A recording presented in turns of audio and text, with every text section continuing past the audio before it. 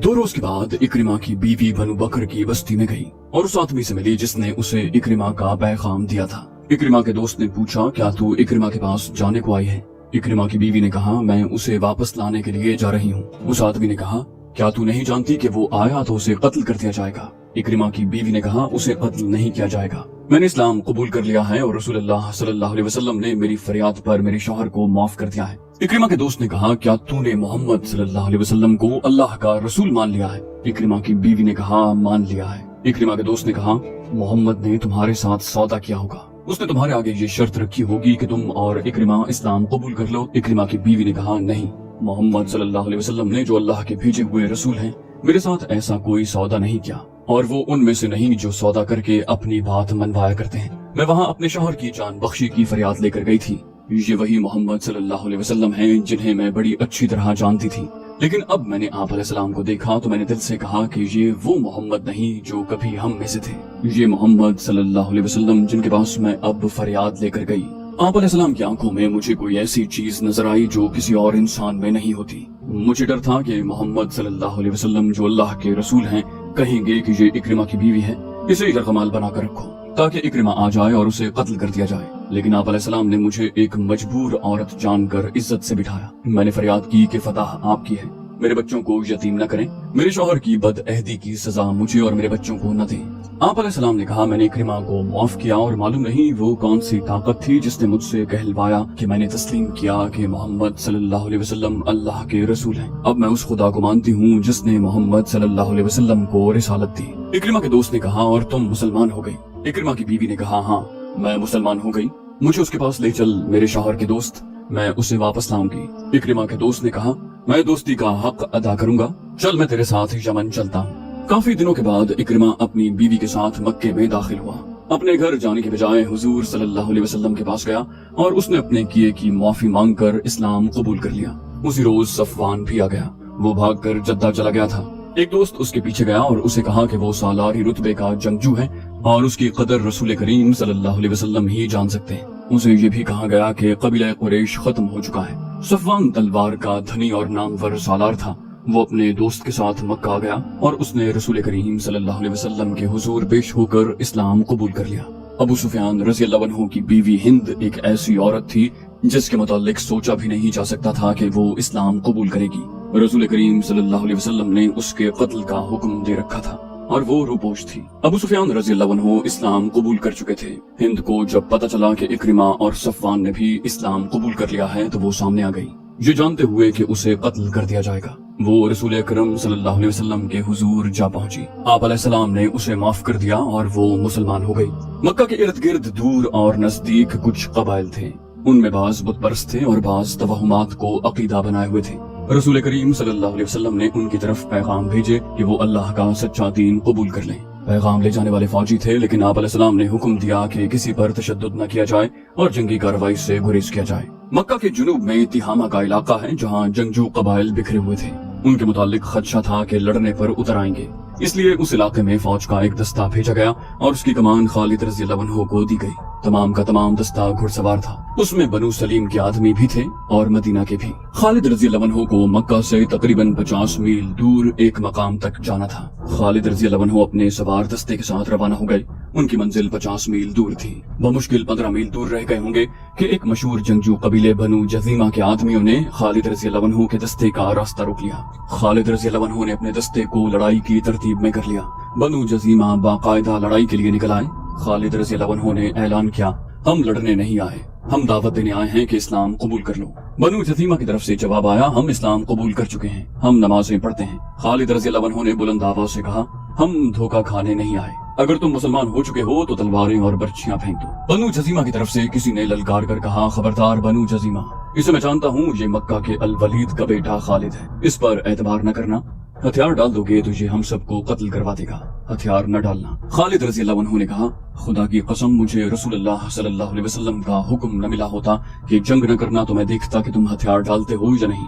हम दोस्त बनकर आए हैं, हम तुम पर अल्लाह का दीन जबरदस्ती ठूसने नहीं आए, हमें दोस्त समझो और हमारे साथ आ जाओ। बनु जजीमा की तरफ से आवाज आई, अहले कुरैश की क्या खबर है? खालिद रज़ियल्लाहु अन्हु ने कहा, मक्का चलकर देखो, अबू सुफियान, इक्रिमा और सफवान इस्लाम कबूल कर चुके हैं। बनु जजीमा ने हथियार डाल दिए। खालिद रज़ी अल्लाह अन्हु घोड़े से उतरकर आगे बढ़े और बनु जजीमा के सरदार से गले मिले। पूरे कबीले ने इस्लाम कबूल कर लिया था। मुसलमानों को मक्का एक मरकज की हैसियत से मिल गया। ये सूरज की मानंद था जिसकी किरणें दूर दूर तक फैलने लगी।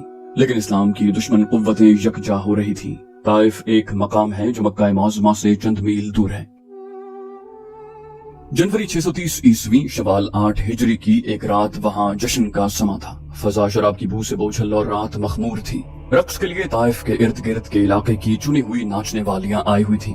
उनके रक्स और हुस्न ने मेहमानों को मदहोश कर दिया। मेहमान मक्का के शुमाल मशरकी इलाके के मशहूर जंगजू कबीले हवाजन के सरकर्दा अफराद थे। उनके मेजबान ताइफ और गिरदोनिवाह में फैले हुए कबीलाए सकीफ के सरदार थे, जिन्होंने अपने मेहमानों पर अपनी अमारत और फयाजी और कुशादा ज़र्फी का आरोप जमाने के लिए इतनी शाहाना ज़ियाफत और इतने शानदार जश्न का एहतमाम किया था। दो लड़कियां रक्स के कमाल दिखा रही थीं कि मेजबान कबीले का सरदार मालिक बिन औफ उठ खड़ा हुआ और उसने ताली बजाई। साज खामोश हो गए। नाचने वालियां बुत बन गई और उनकी नजरें मालिक बिन औफ पर जम गई। मेहमानों पर सन्नाटा तारी हो गया। ऐसा लगता था जैसे रात के गुजरते लम्हों का काफिला रुक गया हो। हर कोई मालिक बिन औफ की तरफ देख रहा था। मालिक बिन औफ की उम्र 30 साल थी। रक्स और मैनोशी की महफिलों में वो अय्याश शहजादा था, लेकिन मैदान जंग में वो आग का बगूला था। वो सिर्फ तेगज़नी, तीरंदाजी और घुड़सवारी में ही महारत नहीं रखता था, बल्कि वो फन हर्ब ज़र्ब का भी माहिर था। इन्हीं औसाफ की बदौलत वो कबीले का सालार था। जंग के मामले में वो इंतहा पसंद था। यूं लगता था जैसे ठंडे दिल से सोचना उसे आता ही नहीं। उसकी जंगी चालें उसके दुश्मन के लिए बड़ी खतरनाक होती थीं। कबीले कुरैश में जो हैसियत कभी खालिद बिन वलीद को हासिल थी, वैसा ही दबदबा मालिक बिन औफ का अपने कबीले में था। मालिक बिन औफ ने रक्स रुकवा कर मेजबानों और मेहमानों से खिताब किया। हमने बहुत खा लिया है। हम शराब के मटके खाली कर चुके हैं। हम तिरकती हुई जवानियों से लुत्फानंदोज हो चुके हैं। क्या हमारे मेहमानों ने ये नहीं सोचा कि इस ज़ियाफत और जश्न की तकरीब क्या है? मैंने तुम्हें कोई खुशी मनाने के लिए इकट्ठा नहीं किया। अहले हवाज़न, मैंने तुम्हारी गैरत को जगाने के लिए तुम्हें अपने यहाँ बुलाया है। कबीले हवाज़न के एक सरदार ने कहा, हवाज़न की गैरत सोई कब थी मालिक बिन औफ? बता, हमारी गैरत को किसने ललकारा है? मालिक बिन औफ ने कहा, मुसलमानों ने, मोहम्मद ने। क्या तुम मोहम्मद सल्लल्लाहु अलैहि वसल्लम को नहीं जानते? क्या तुम भूल गए हो उसको जो अपने चंद एक साथियों के साथ मक्का से भागकर यथरब चला गया था? 2-3 आवाजें उठी, जानते हैं, अच्छी तरह जानते हैं। वो अपने आप को खुदा का नबी कहता है। एक और आवाज उठी, हम उसे नबी नहीं मानते। कोई नबी होता तो हम में से होता, जो अहले सकीफ है, हवाज़िन के कबीले से होता। मालिक बिन औफ ने कहा, वो नबी है या नहीं? मैं तुम्हें ये बताना चाहता हूँ कि जिस मक्का से वो गया था, उस मक्का का अब वो हाकिम है। मक्का में उसका हुक्म चलता है और उसकी जंगी ताकत बढ़ती जा रही है। कबीले कुरैश उसके आगे हथियार डाल चुका है और उसके मजहब को कबूल करता चला जा रहा है। अबू सुफियान, इक्रिमा और सफ़ान जैसे जाबिर जंगजू मोहम्मद सल्लल्लाहु अलैहि वसल्लम का मजहब कबूल कर चुके हैं। खालिद बिन वलीद ने पहले ही ये नया मजहब कबूल कर लिया था। मुसलमानों ने मक्का में तमाम बुत तोड़ डाले हैं। किसी और ने कहा, अहले कुरैश को अपनी गैरत और अपने मजहब का पास होता तो वो अपनी तलवारें अपने पेटों में घोंप लेते। मालिक बिन औफ ने कहा, अब सितारों से भरा ये आसमान देखेगा कि हवाज़िन और सकीफ को अपनी गैरत का कितना पास है। कबीला हवाज़िन के एक सरदार ने कहा, क्या तू ये चाहता है कि हम में से कोई मोहम्मद सल्लल्लाहु अलैहि वसल्लम को कत्ल कर दे? अगर तू यही कहना चाहता है तो ये काम मेरे सुपुर्द कर दे। मालिक बिन औफ ने कहा, अब मोहम्मद को कत्ल कर देने से कुछ हासिल नहीं होगा। उसे कत्ल कर दोगे तो उसके पैरोकार उसे अपने दिलों में जिंदा रखेंगे। उनकी तादाद इतनी ज्यादा होगी कि अब वो एक आदमी के कत्ल से वो उस रास्ते से नहीं हटेंगे जिस पर उन्हें डाल दिया गया है। हवाज़िन के एक सरदार ने कहा, कहते हैं उसके हाथ में कोई जादू है, वो जिस पर निगाह डालता है वो उसका मोती हो जाता है। हवाज़िन के एक और सरदार ने अपनी तलवार के दस्ते पर हाथ रख कर कहा, जहाँ तलवार चलती है वहाँ कोई जादू नहीं चल सकता। मालिक, तू आगे बोल, क्या कहता है? हम तेरे साथ हैं। मालिक बिन औफ ने कहा, मैं कहना ये चाहता हूँ कि हमने मोहम्मद सल्लल्लाहु अलैहि वसल्लम के इस्लाम को न रोका तो ये सैलाब की तरह बढ़ता हुआ हम सबको बहा ले जाएगा। न हवाज़िन रहेंगे, न सकीफ का वजूद होगा। कबीला कुरैश को महकूम बनाने वालों को हम मक्का के अंदर ही खत्म करेंगे। क्या तुम महकूम बन जाने का मतलब समझते हो? मालिक बिन औफ ने सबकी तरफ देखा और बोला, अगर नहीं समझते तो मैं तुम्हें बताता हूँ। उसने पीछे देखा। मालिक बिन औफ के पीछे मेहमानों में एक मोमर सफेद रीश बैठा था।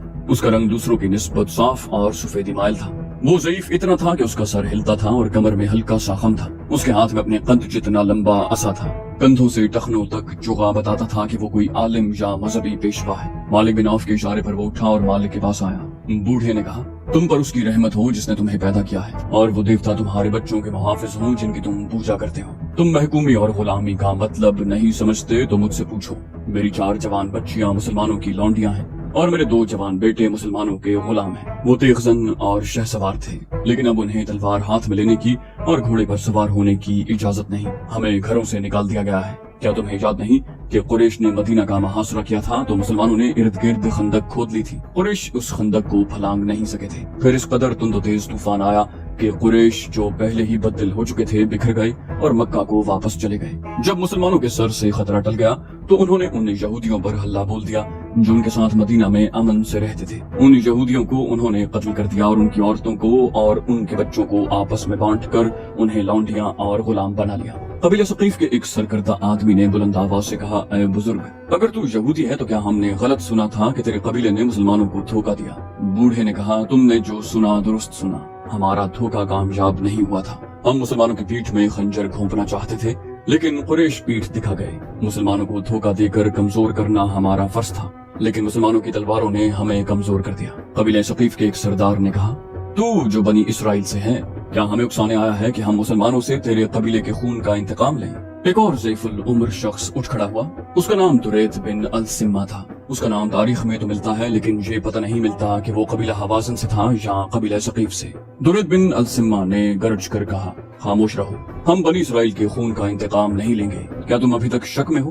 کیا تم ابھی تک نہیں سمجھے کہ ہم نے مسلمانوں پر حملہ کر کے ان کا خون اپنی تلواروں کو نہ پلایا اور ان کے زخمیوں کو گھوڑوں تلے نہ روندا تو وہ ہمیں بھی قتل کر کے تمہاری بیٹیوں کو، تمہاری بہنوں کو اور تمہاری بیویوں کو اپنی لونڈیاں بنا لیں گے اور ہمارے بچے ان کے غلام ہوں گے۔ اس سے پہلے کہ ان کے گھوڑے طائف کی گلیوں میں ہنہنائیں، کیا یہ اچھا نہیں ہوگا کہ ہمارے گھوڑے ان کی لاشوں کو مکہ کی گلیوں میں کچلتے پھریں؟ مالک بن عوف نے جوش سے لرزتی ہوئی آواز میں کہا، بنی اسرائیل کا یہ بزرگ ہماری پناہ میں آیا ہے۔ اس نے اپنے قبیلے کا جو انجام بتایا ہے میں تمہیں اس کے انجام سے بچانا چاہتا ہوں۔ اٹھو اور لات کے نام پر حلف اٹھاؤ کہ ہم محمد صلی اللہ علیہ وسلم اور اس کے تمام پیروکاروں کو جنہوں نے مکہ کے تمام بت توڑ دیے ختم کر کے اپنی عورتوں کو اپنے منہ دکھائیں گے۔ اس زمانے میں جب اسلام کی کرنیں مکہ سے پھیل رہی تھیں، عرب میں بت پرستی عام تھی۔ وہ خدا کو بھی مانتے تھے لیکن خدا تک رسائی حاصل کرنے کے لیے وہ بتوں کے آگے ہاتھ پھیلاتے تھے۔ ان کا عقیدہ تھا کہ بتوں کو راضی کیے بغیر خدا کو راضی نہیں کیا جا سکتا۔ بتوں کی خوشنودی کے لیے وہ کچھ رسمیں ادا کرتے تھے۔ طائف کے علاقے میں جس بت کو پوجا جاتا تھا اس کا نام لات تھا، جو انسانی یا حیوانی شکل کا نہیں تھا۔ وہ بہت بڑا پتھر تھا جسے چٹان کہا جاتا تھا۔ یہ چٹان باقاعدہ مربع شکل کی تھی۔ بعض مورخوں نے لکھا ہے کہ یہ مربع شکل کا قدرتی طور پر بنا ہوا چبوترا تھا جس پر شاید کسی زمانے میں کوئی بت رکھا گیا ہو، لیکن طلوع اسلام کے دور میں یہ صرف چبوترا تھا اور ارد گرد کے قبائل اسی کو پوجتے تھے۔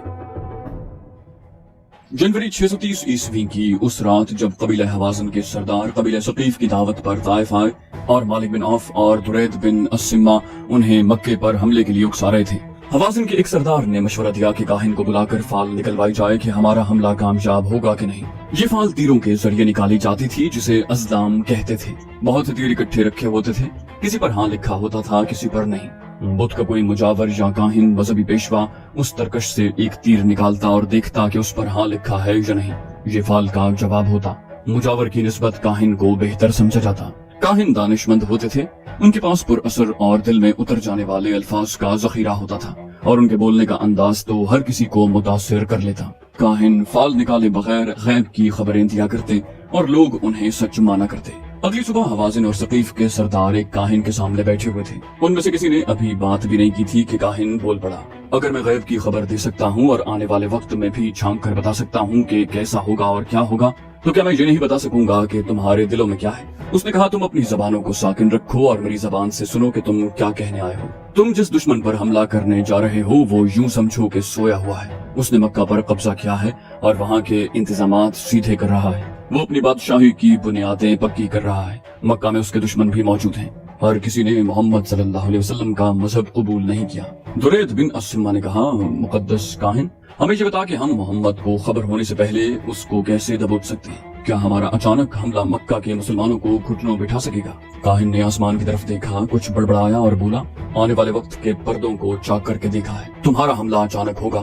مسلمانوں کو اس وقت پتہ چلے گا جب تمہاری تلواریں انہیں کاٹ رہی ہوں گی۔ کون ہے جو برستی تلواروں میں سنبھل کر اپنے آپ کو بچانے کی ترکیب کر سکتا ہے؟ یہی وقت ہے، یہی موقع ہے۔ मुसलमान अगर संभल गए तो तुम अपने इरादों में कामयाब नहीं हो सकोगे। फिर मुसलमान तुम्हारे घरों तक तुम्हारा पीछा करेंगे और तुम्हारे खजानों को और तुम्हारी औरतों को तुम्हारी लाशों के ऊपर से गुजार कर अपने साथ ले जाएंगे। अज़लाम की जरूरत नहीं।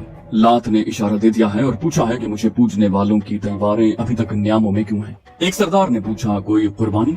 काहिन ने कहा, हाम। एक हाम अगर है तो दे दो, नहीं है तो अपने कबीले से कहो कि पीठ न दिखाएं, अपने खून की और अपने जानवरों की कुर्बानी दें। हाम की तलाश में वक्त जाया न करो, जाओ मैंने तुम्हें खबर दे दी। मक्का में मुसलमान दूसरे कामों में मसरूफ हैं, वो लड़ने के लिए तैयार नहीं। ये वक्त फिर नहीं आएगा। हम उस ऊंट को कहते थे जिसकी चौथी नस्ल पैदा हो जाती थी। उसे ये लोग अपने बुत के नाम पर खुला छोड़ देते। उस ऊंट को मुतबर्रक समझकर उस पर न कोई सवारी कर सकता था, न उससे कोई और काम लिया जाता। उस पर खास निशान लगा दिया जाता। उसे जो कोई देखता उसका एहतराम करता और उसे अपने खाने की चीज खिला देता। जब हवाज़िन और सकीफ के सरदार काहिन की आशीर्वाद लेकर चले गए तो काहिन अंदरूनी कमरे में चला गया। वहाँ वो बूढ़ा यहूदी बैठा था जिसे गुज़श्ता रात ज़ियाफत के दौरान मालिक बिन औफ ने इशारे से कहा था कि वो सबको बताए कि महकूमी और गुलामी क्या होती है। काहिन ने उसे कहा, मैंने तुम्हारा काम कर दिया है, अब ये लोग मक्का की तरफ कूच में ताखीर नहीं करेंगे। बूढ़े यहूदी ने कहा, क्या इन्हें कामयाबी हासिल होगी? काहिन ने कहा, कामयाबी का इन्हिसार इनके लड़ने के जज्बे और अक्ल पर है। अगर इन्होंने सिर्फ जोश और जज्बे से काम लिया और अक्ल को इस्तेमाल न किया तो मोहम्मद सल्लल्लाहु अलैहि वसल्लम की अस्करी काबिलियत इन्हें बहुत बुरी शिकस्त देगी।